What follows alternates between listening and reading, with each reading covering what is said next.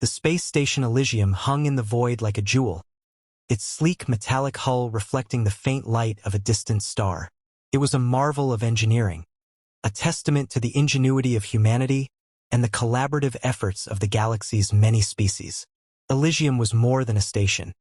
It was a symbol of unity, a neutral ground where diplomats, traders, and scientists from across the stars gathered to forge alliances and share knowledge.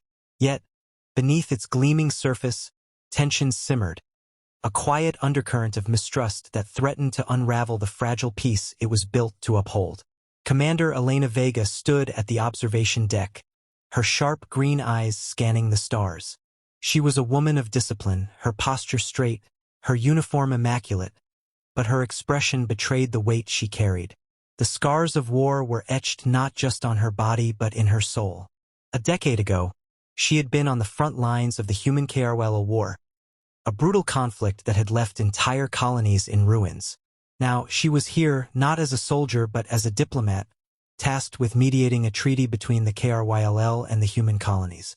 It was a role she had accepted with reluctance, her mistrust of the HFY warring with her belief in the necessity of peace. The HFY were an enigma, an insectoid species with a hive-mind hierarchy that made them both fascinating and terrifying.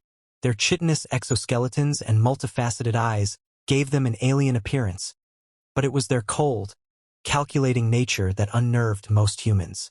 Elena had faced them in battle, had seen the devastation they could wrought, and yet here she was, standing on the precipice of a new era, one that demanded she set aside her past and embrace the possibility of coexistence. The arrival of the HFY delegation was announced with a low hum as their shuttle docked with the station. Elena straightened her jacket and made her way to the docking bay, her boots clicking against the polished floor. The air was thick with anticipation, the station's human and alien inhabitants watching from a distance as the HFY emerged from their vessel. High Ambassador Zuandar led the delegation, his towering frame and imposing presence commanding immediate attention. His voice, a deep, resonant buzz, echoed through the bay as he greeted the station's officials with formal precision. Elena noted the way his compound eyes scanned the room, missing nothing, and the subtle tension in his mandibles as he spoke. He was not here out of goodwill. That much was clear. Beside Zuandar stood Dr. Vyxlar, a HFY scientist whose demeanor stood in stark contrast to the ambassadors. Where Zuandar was rigid and imposing, Vyxlar seemed almost curious, her movements fluid, her antennae twitching as she observed her surroundings. Elena caught her gaze for a moment, and there was something in those multifaceted eyes, a flicker of something that might have been understanding, or perhaps even empathy. It was a fleeting moment, but it left an impression. The first meeting between the human and HFY delegations was held in the station's Grand Council chamber, a circular room with a domed ceiling that displayed a holographic map of the galaxy. Elena took her seat at the head of the human delegation, her eyes scanning the room as the discussions began. The talks were tense, each side wary of the other, their words carefully measured. Zuandar's tone was clipped, his demands uncompromising, and Elena found herself clenching her fists beneath the table as she countered his arguments. It was a delicate dance, one that required patience and precision, but Elena could feel the cracks forming in the fragile facade of diplomacy. As the meeting dragged on, Elena's thoughts drifted to the station's core, where a team of engineers had been working tirelessly to maintain Elysium systems. Among them was Lieutenant Marcus Drake, a man she had known for years, his loyalty unquestionable, or so she had thought. It was Drake who had discovered the anomaly, a hidden device embedded deep within the station's infrastructure. He had brought it to her attention just hours before the HFY's arrival, his voice trembling as he described its design. It was HFY technology, there was no doubt about that, but its purpose was unclear. A weapon, perhaps, or something more insidious. Elena had ordered Drake to keep the discovery quiet, to continue his investigation discreetly. She couldn't afford to escalate tensions, not with the HFY delegation on the station. But as she sat in the council chamber, listening to Zuandar's veiled threats and thinly veiled disdain, she couldn't shake the feeling that the device was connected to the ambassador's true agenda. The thought gnawed at her, a splinter in her mind that refused to be dislodged. The meeting ended without resolution, the delegates dispersing with polite nods and forced smiles. Elena lingered in the chamber, her mind racing as she tried to piece together the puzzle. She needed answers, and there was only one person who might provide them. Dr. Vyxlar. Elena found the KRYLL scientist in the station's arboretum, a lush oasis of greenery that stood in stark contrast to the cold metal corridors of Elysium. Vyxlar was examining a cluster of flowering plants, her delicate fingers brushing against the petals with a gentleness that surprised Elena. She cleared her throat, and Vyxlar turned, her antennae twitching in acknowledgement. "Commander Vega," Vyxlar said, her voice a soft hum. "I did not expect to see you here." "I could say the same," Elena replied, stepping closer. "I didn't take you for a botanist." Vyxlar's mandibles twitched in what might have been a smile. "There is much about my species that remains unknown to you. We are not so different in some ways." Elena studied her for a moment, weighing her words. "I need your help," she said finally. "There's something on this station, something your people brought here. I need to know what it is." Vyxlar's antennae stilled, her expression unreadable. "You speak of the device in the core," she said after a pause. "I had hoped it would not be discovered so soon." Elena's heart raced, but she kept her voice steady. "What is it?" Vyxlar hesitated, her gaze flickering to the entrance of the arboretum before returning to Elena. "It is a weapon," she said quietly. "One that Zyandar intends to use against your people. But it is not what you think. It is not merely a tool of destruction. It is a symbol, a message. He seeks to prove that humanity is weak, that you are incapable of defending yourselves against our might." Elena's jaw tightened, her mind racing. "Why are you telling me this?" "Because I do not agree with his methods," Vyxlar said, her voice firm. "I believe in coexistence, in understanding. But there are those among my kind who see only conquest. If Zyandar succeeds, it will mean the end of any hope for peace." Elena nodded slowly, her resolve hardening. "Then we stop him. Together." Vyxlar inclined her head, a gesture of agreement. "Together." As they left the arboretum, Elena felt a flicker of hope amidst the turmoil. The road ahead would be fraught with danger, but for the first time in years, she felt a sense of purpose. The stakes were higher than she had imagined, but she was not alone. And as the station's lights flickered ominously, a silent reminder of the threat lurking in its core, Elena knew that the battle for Elysium, and for the future of humanity, had only just begun. The corridors of Elysium were eerily silent, the usual hum of activity replaced by a tense stillness that seemed to press against Elena's chest as she moved swiftly through the station. Beside her, Dr. Vyxlar kept pace, her insectoid form gliding with an almost unnatural grace. The KRYLL scientist had proven to be an unexpected ally, her calm demeanor and sharp intellect a stark contrast to the hostility of her kind. Yet, as they approached the engineering bay where the hidden device was located, Elena couldn't shake the feeling that they were walking into a trap. The bay was dimly lit, the glow of control panels casting long shadows across the room. Lieutenant Marcus Drake stood near the central console, his back to them as he worked. Elena's stomach churned as she approached him, her mind racing with questions she wasn't sure she wanted answered. Drake had been a trusted colleague, a friend even, but the discovery of the KRYLL device had cast a shadow over his loyalty. "Drake," she said, her voice cutting through the silence like a blade. He turned, his expression unreadable, but there was a flicker of something in his eyes. Guilt, perhaps, or regret. "What the hell is going on?" Drake hesitated, his gaze shifting to Vyxlar before returning to Elena. "I was hoping you wouldn't find out," he said quietly. "Not like this." Elena's fists clenched at her sides, her voice low and dangerous. "Find out what? That you've been working with them? That you've betrayed us?" Drake's jaw tightened, but he didn't deny it. "It's not that simple, Elena. You don't understand what's at stake. The KRYLL, they have technology that could save us. That could save humanity." But they'll never share it unless we prove we're willing to work with them. By letting them turn this station into a weapon? Elena shot back, her voice rising. By sacrificing innocent lives?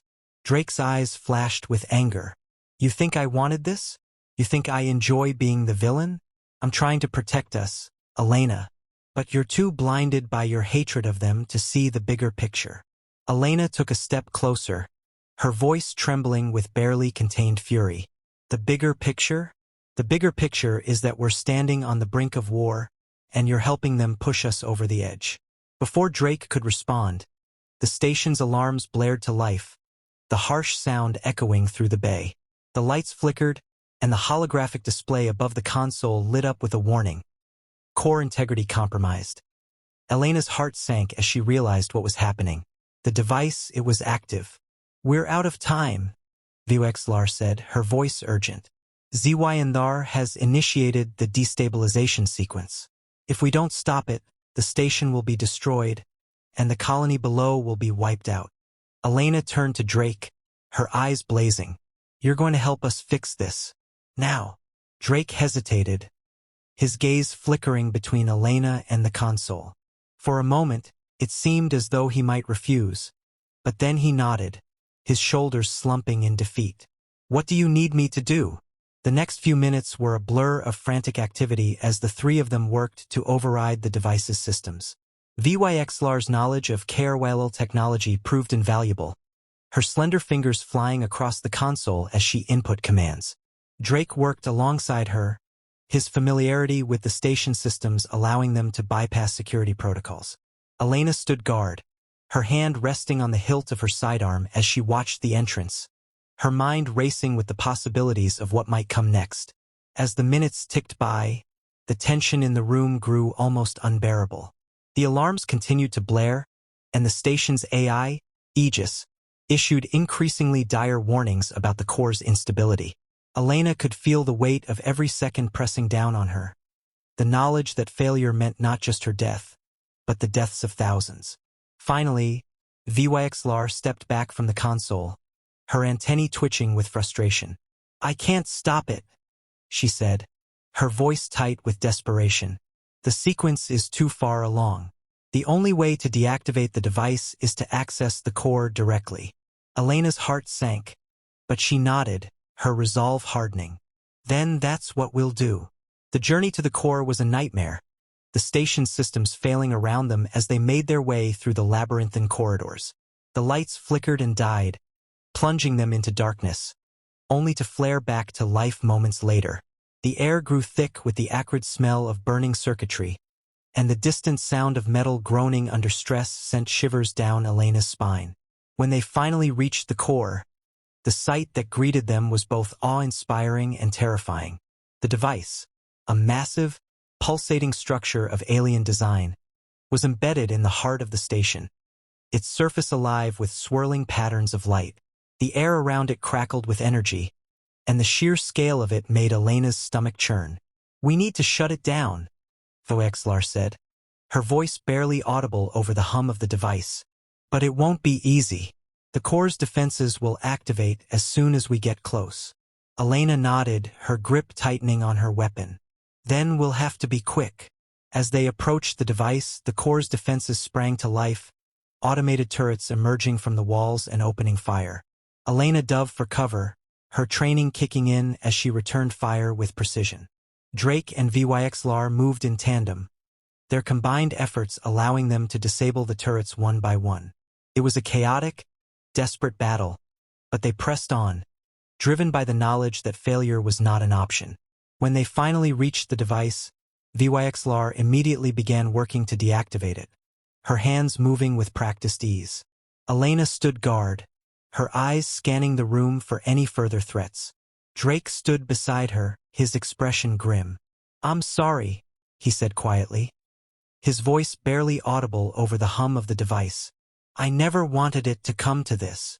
Elena glanced at him, her anger tempered by the weariness in his eyes. We'll talk about it later, she said. Right now, we need to focus on stopping this thing. As VYXLAR worked, the device's light began to dim, the swirling patterns slowing as the destabilization sequence was halted. Elena felt a surge of relief, but it was short-lived. The station shuddered violently, the sound of metal tearing echoing through the core. "We need to get out of here," HFY said, her voice urgent. "The core is collapsing." Elena didn't need to be told twice.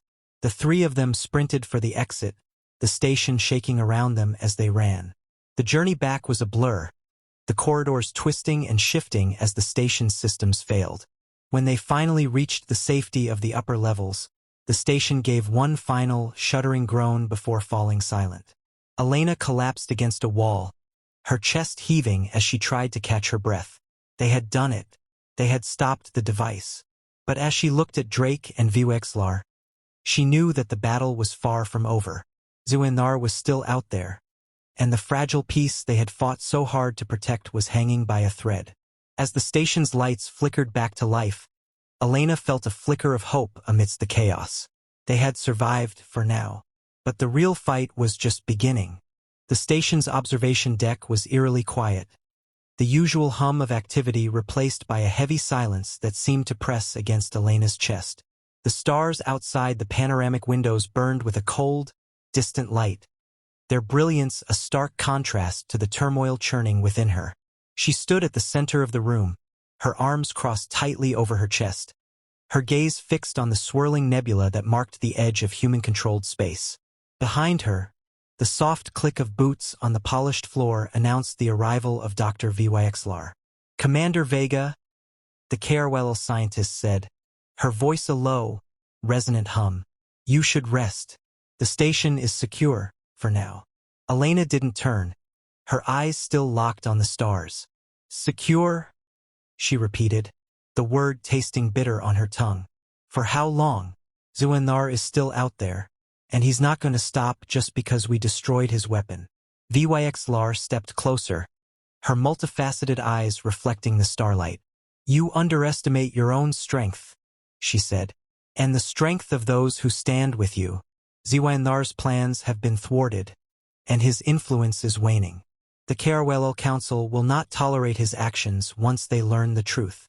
Elena finally turned to face her, her expression a mixture of exhaustion and determination. "And how do we make sure they learn the truth? HFY isn't going to just admit to what he's done. He'll spin this to make us look like the aggressors."